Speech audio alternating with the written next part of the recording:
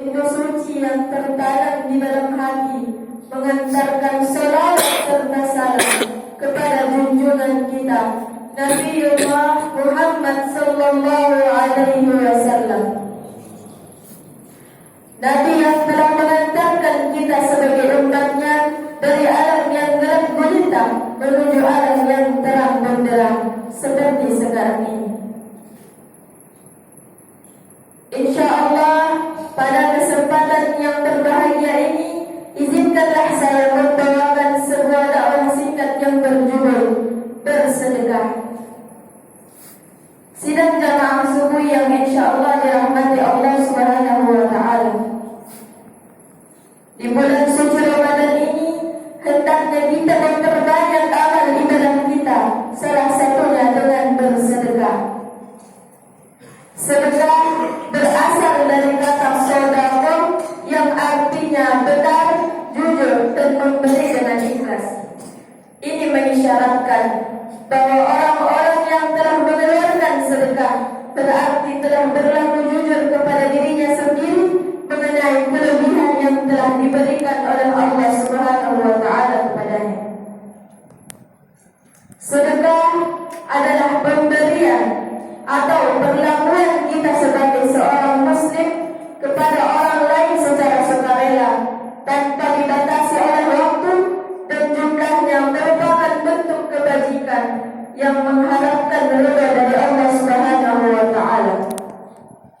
Karena setiap kebaikan yang dilakukan oleh seorang muslim maka bernilai sedekah. Rasulullah sallallahu alaihi wasallam bersabda, "Kullu ma'rufin sadaqatan." Setiap kebaikan itu bernilai sedekah. Hadis riwayat Bukhari. Ma'asyiral muslimin wal muslimat rahimakumullah. Sedekah merupakan bukti keimanan kita sebagai seorang muslim. Oleh karena itu, kita semua yang ada di sini, apabila kita mengaku sebagai seorang muslim, hendaknya kita mengeluarkan sedekah. Karena jangan sampai kita belum sempat untuk bersedekah, namun kita sudah dipanggil oleh Allah Subhanahu wa Ta'ala. Karena kita tidak pernah tahu kapan kematian itu akan datang kepada kita, kapanpun dan dimanapun kita berada. Allah Subhanahu wa Ta'ala berfirman di dalam Quran surah Qaf ayat 19 yang berbunyi, A'udzu billahi minasyaitonir rajim. Bismillahirrahmanirrahim. Wa ja'at sakratul maut bil haqqi dzalika ma kunta minhu tahid. Dan telah datanglah kematian itu dengan sebenar-benarnya. Itulah yang kamu selalu lari daripadanya. Quran surah Qaf ayat 19. Dan mungkin kita baru mau bersedekah apabila sudah tidak ada lagi orang yang membutuhkannya. Sebagaimana Rasulullah sallallahu alaihi wasallam menjelaskan di dalam hadisnya yang artinya, dan bersedekahlah kalian semua, sesungguhnya akan datang suatu masa di mana ada seorang laki-laki yang berjalan dengan membawa sedekahnya, namun ia sudah tidak menemukan lagi orang yang membutuhkannya.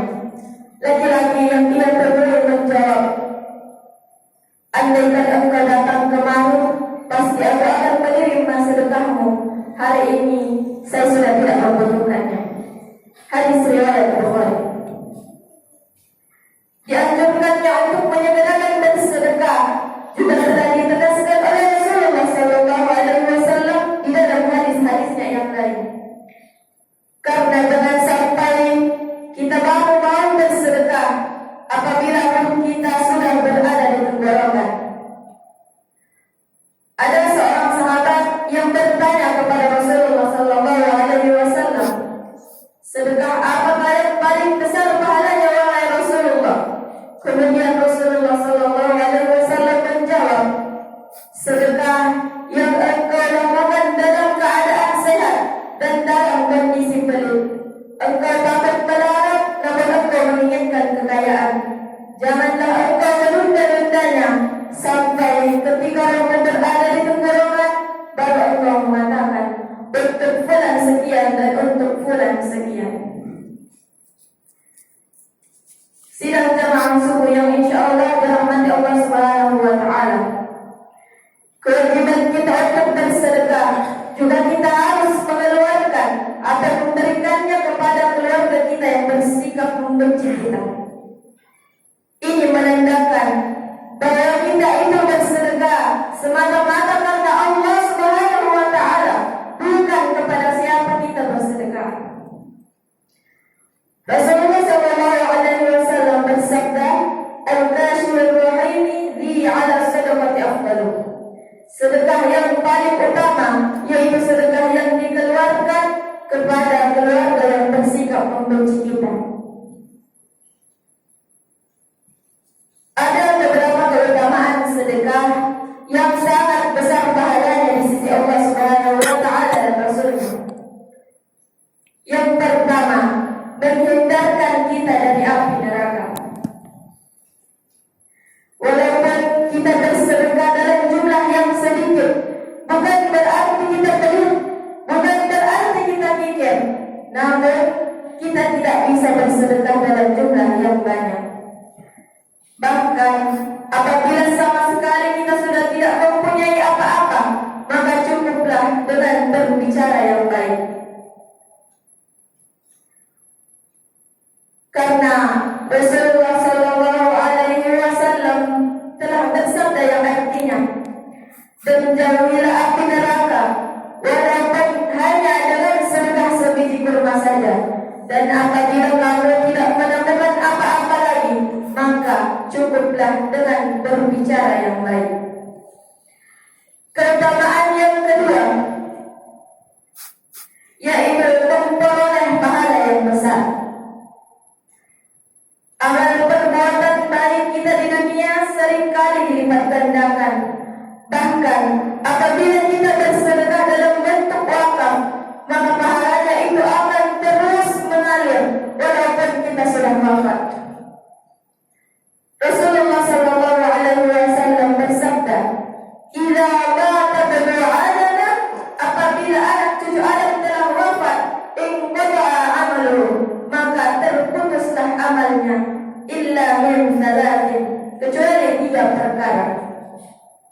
Apakah itu? Shadaqatin jariyatin, sedekah jariah, wa ilmin yuntafa'u bihi, dan ilmu yang dimanfaatkan, dan yang terakhir, wa waladin shalihin yad'u lahu, anak-anak yang saleh yang mendoakannya. Keutamaan yang ketiga yaitu menambah rezeki bagi orang yang melakukannya. Ini merupakan balasan langsung dari Allah Subhanahu wa Ta'ala dan merupakan suatu keberkahan bagi kita yang melakukannya. Oleh karena itu, marilah kita menurunkan dan mendatangkan rezeki kita dari Allah dengan bersedekah. Ma'asyiral muslimin wal muslimat yang insyaallah dirahmati Allah Subhanahu wa Ta'ala. Oleh karena itu, marilah kita semua bersedekah, baik dalam keadaan sempit maupun lapang, karena tidak ada lagi alasan bagi kita untuk tidak bersedekah. Karena sedekah bukan hanya dengan harta, namun bisa juga dengan sedekah pikiran, sedekah tenaga, dan bahkan hanya dengan sekedar senyuman. Mungkin ini yang sempat saya sampaikan. Lebih dan kurangnya mohon dimaafkan. Apabila ada kekurangan,